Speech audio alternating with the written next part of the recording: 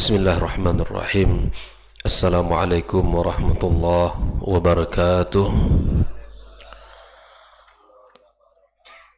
Alhamdulillahi rabbil alamin.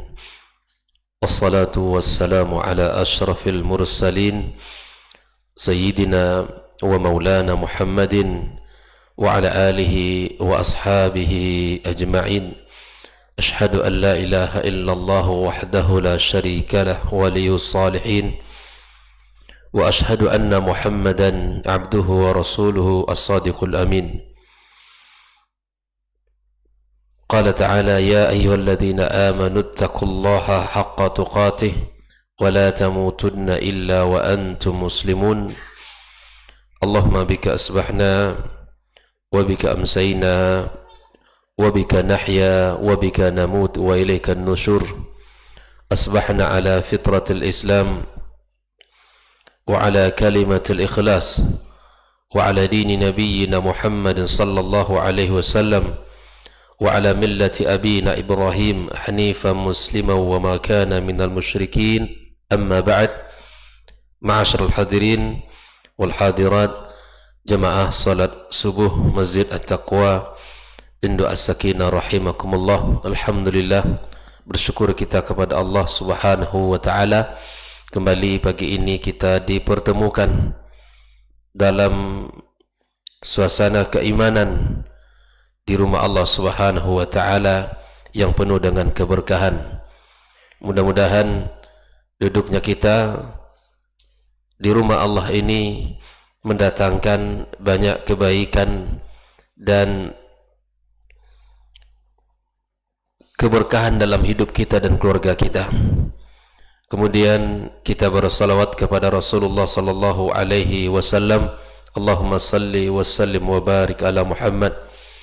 Kita berharap kepada Allah selawat yang senantiasa kita ucapkan menjadi bukti cinta kita kepadanya dan mendapatkan syafaatnya pada hari kiamat kelak.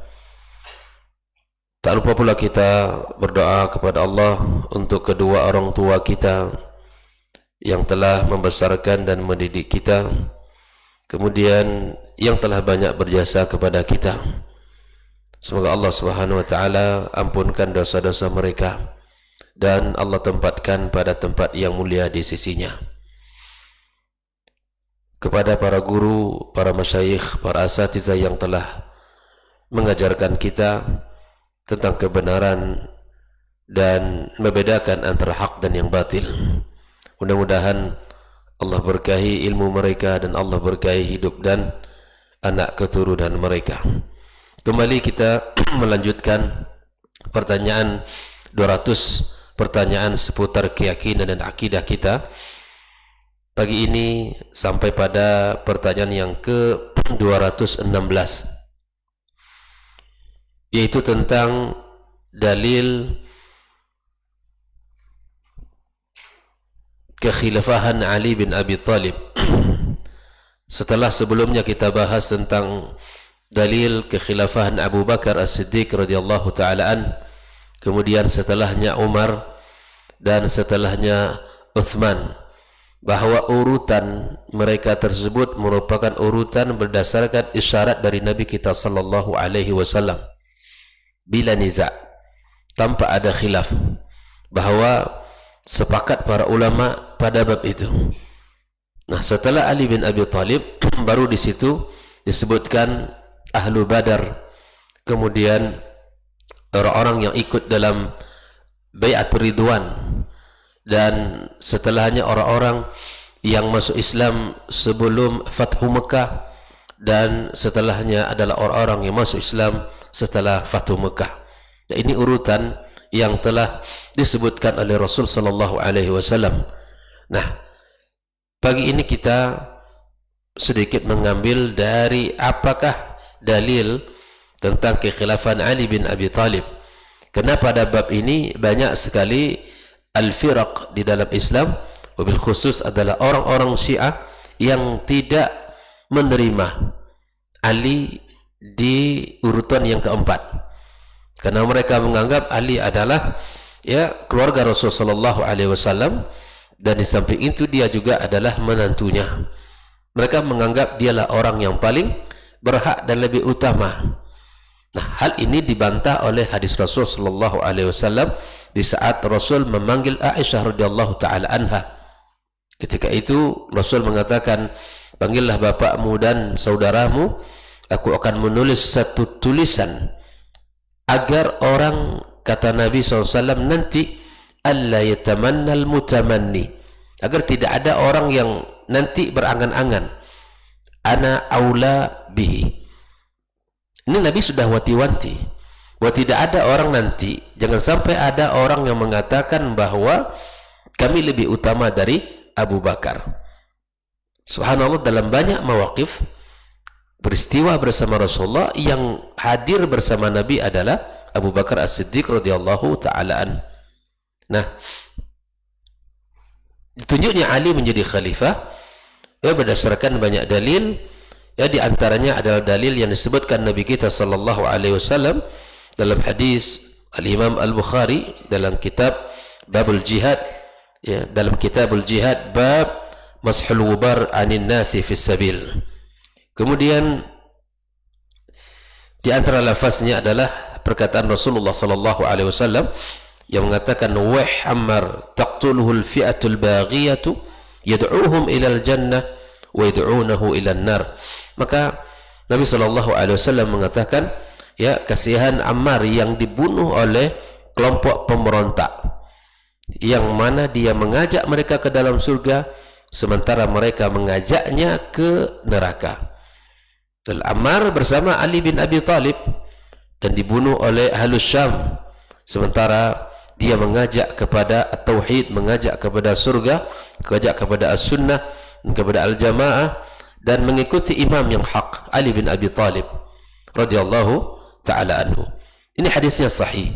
Ini menunjukkan bahawa kekhilafahan Ali dan kebenaran Ali bin Abi Thalib, dan di samping itu bahawa sepakat para ulama bahawa ijma' Ahlus Sunnah qatibatan. Kata qatibah itu artinya jami'atan, bahwa apa yang terjadi, ya, yang mana Ali bin Abi Thalib pada hari An-Nahrawan, ya, itu adalah menunjukkan wahwal aula bil haq. Yang dilakukan Ali di sana menunjukkan kebenaran pada posisi dia. Itu ijma' para ulama. Apa yang terjadi di zaman itu, bahwa Ali radhiyallahu taala anhu adalah orang yang benar, dan orang yang melawannya disebut dengan at-taifah, ya, al-baghiyah, kemudian disebut dengan al-khawarij. Oleh itu ikhwani kaum muslimin, bahawa Ali bin Abi Thalib adalah seorang khalifah yang secara isyarat Nabi kita sallallahu alaihi wasallam telah menunjuknya.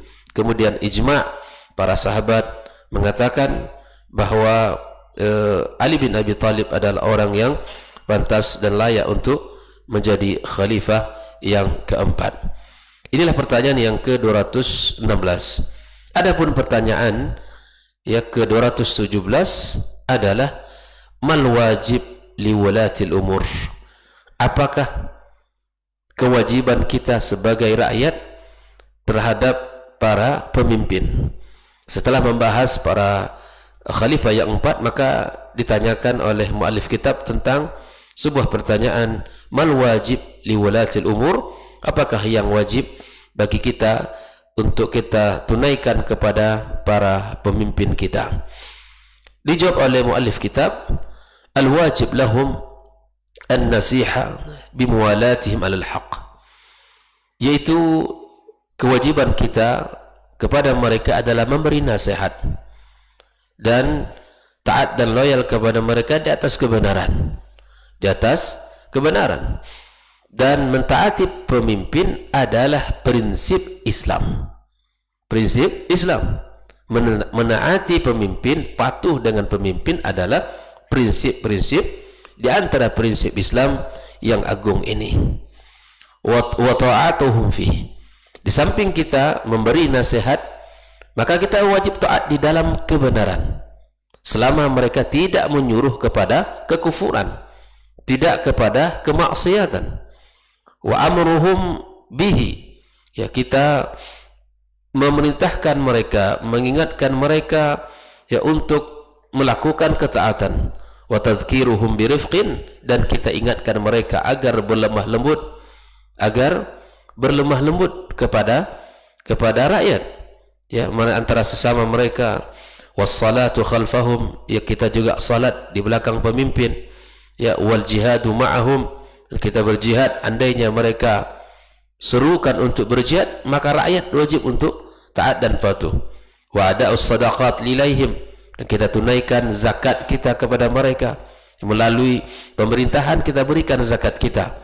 Was-sabr 'alaihim wa in jaru, kesabaran, ya, kepada mereka atas kezaliman mereka. Wa tarakal khuruj bisayfi 'alaihim ma lam yudhiru kufran bawahan, kita tidak mengangkat senjata kepada mereka selama tidak, ya, memperlihatkan kufur yang jelas dari apa yang mereka lakukan. Wa alla yaghru bithana'il kadhib 'alaihim, tidak, ya, tertipu dengan pujian yang sifatnya adalah, ya, semu ataupun dusta. Dan kemudian berdoakan mereka dengan as-salah, minta kepada Allah agar Allah berikan kepada mereka ar-rushd, minta kepada Allah agar Allah berikan bimbingan dan taufik di dalam kebijakan-kebijakan mereka. Dan seperti yang kita ketahui bersama, Imam Ahmad bin Hanbal, andaikan, kata beliau, aku memiliki satu doa yang makbul di sisi Allah tabaraka wa ta'ala, dan aku tahu itu makbul, maka doa itu diberikan untuk para pemimpin yang ada di saat itu, karena kebaikan pemimpin akan menghadirkan kebaikan bagi umat. Maka doakan pemimpin-pemimpin kita, ya, sehingga Allah berikan taufik di dalam menjalankan tugas-tugas mereka. Inilah kewajiban di antara sekian banyak kewajiban yang telah Allah, ya, berikan, yang telah Allah perintahkan di dalam Al-Quran, bahkan Nabi kita sallallahu alaihi wasallam sampaikan melalui hadis-hadisnya. Kemudian, apakah dalil, ini pertanyaan ke-218, apakah dalil terhadap kewajiban itu? Nah, di antara dalil yang telah Allah sebutkan adalah firman Allah tabaraka wa ta'ala, ya ayyuhalladzina amanu ati'ullaha wa ati'ur rasul, ya wa ulil amri minkum. Ini adalah sebuah ayat yang, ya, wajib kita pahami bersama tentang kewajiban kita taat kepada Allah dan Rasul dan para pemimpin. Kemudian, ya, hadis Nabi kita sallallahu alaihi wasallam yang menyuruh kita untuk taat, isma'u wa ati'u wa in ta'ammara alaikum abdun, taatlah kalian, dengarkanlah oleh kalian, dan taatlah kalian walaupun kalian dipimpin oleh seorang budak. Andaikan hari ini, ya, yang memimpin adalah seorang yang mungkin tidak memiliki, ya, seperti orang-orang lain dari sisi nasab ataupun dari sisi status, kemudian Nabi tetap mengingatkan kita agar taat dan mendengarkan apa yang dikatakannya. Kemudian Nabi kita juga mengatakan, man ra'a min amirihi syai'an yaqra'ahu, ya, barang siapa yang melihat pada pemimpinnya sesuatu yang tidak dia sukai, kuncinya kata Nabi, falyasbir alaihi fa innahu man faraqal jama'ata shibran famata illa mata maitatan jahiliyah. Kemudian orang yang meninggalkan jamaah, ya, sejengkal saja, artinya tidak lagi masuk di dalam lingkaran tersebut, maka dia mati dalam keadaan jahiliyah. Ini hadis ini tolong dipahami dengan benar, ya, jangan sampai dipelintir di dalam bab-bab yang lain, dalam sikap-sikap yang lain, sehingga hadis ini kalau digunakan oleh sebagian, waliyadzubillah, ya, sebagian kelompok-kelompok tertentu, ya, kalau tidak berbaiat kepada kelompoknya, maka nanti mati dalam keadaan jahiliyah. Ini hadisnya jelas, sharih di dalam bab kepemimpinan, ya, pemimpin al-imamatul kubra, bukan pada, ya, kepemimpinan yang ada pada kelompoknya. Makanya kalau tidak lagi masuk dalam kelompok tertentu misalnya, maka antum sudah keluar dari jamaah. Dari jamaah siapa? Bukan dari jamaah yang dimaksud, ya, jamaah yang ada itu. sehingga tidak mudah kita menyematkan hadis ini menempelkan pada kelompok tertentu. Hadis ini sharih dan jelas, dan tentu ini adalah amir yang dimaksud adalah ya amir yang sah di dalam kepemimpinan wilayah al-kubra, al-imamatul kubra. Baik. Kemudian hadis yang disebutkan oleh Rasulullah tentang apa yang diceritakan oleh Ubadah ibn Samit, di mana beliau Rasulullah memanggilnya, kemudian kata Ubadah, kami membaiat Nabi kita sallallahu alaihi wasallam, fakana fima akhadha alaina, di antara isi baiat itu kata Ubadah adalah an bay'ana 'ala as-sam'i wa ta'ah, ya kami membaiat Nabi di dalam as-sam' wa ta'ah, di dalam mendengar dan taat kepada apa yang diperintahkan, fi manshatina wa makrihina wa usrina wa yusrina, dalam keadaan kami suka maupun tidak suka, dalam keadaan kondisi sulit maupun senang, ya, wa atharatin alaina, dan kami tidak yang tidak berbuat adil pun dia kepada kami, wa alla nunazil amr ahlau, kami tidak yang melepaskan ketaatan kepada ahlinya, kepada orang yang diberikannya, illa kata Ubadah antaru kufran bawahan indakum minallahi fihi burhan, kecuali kalian melihat pada kepemimpinan mereka itu atau pada diri mereka itu adalah kufur yang nyata di sisi Allah Subhanahu wa taala, kalian memiliki burhan. Jadi apabila ada hal yang tidak disukai, memang solusinya apa yang dikatakan Rasulullah SAW adalah falyasbir, dengan kita memperbanyak doa kepada Allah Subhanahu wa taala. Hadis berikutnya, adapun kalian kata Rasul dipimpin oleh seorang budak yang tidak sempurna, sisi tubuhnya terpotong, bahkan hitam pula lagi, yaqudukum bi kitabillah, dipimpin kalian dengan Al-Quran, fasma'u lahu wa athi'u, tetap kalian patuh, dengarkan dan taat kepadanya.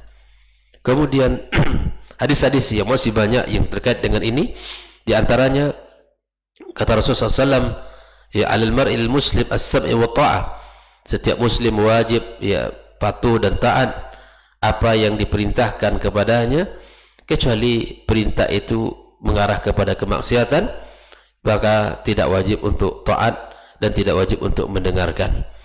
Kemudian Nabi juga mengatakan innamat ta'atu fil ma'ruf, ini hadisnya muttafaqun alaih, bahwa ketaatan itu hanya pada kebaikan saja. Ini menjadi kaidah bagi kita, innamat ta'atu fil ma'ruf, siapapun dia, ya siapapun dia, ketaatan hanya pada kebaikan saja, tidak ada ketaatan pada kemaksiatan, ya kemaksiatan terhadap Khalik, dan tidak boleh kita untuk patuh dan taat selama ya apa yang diperintahkan itu menguju kepada kemaksiatan dan dosa.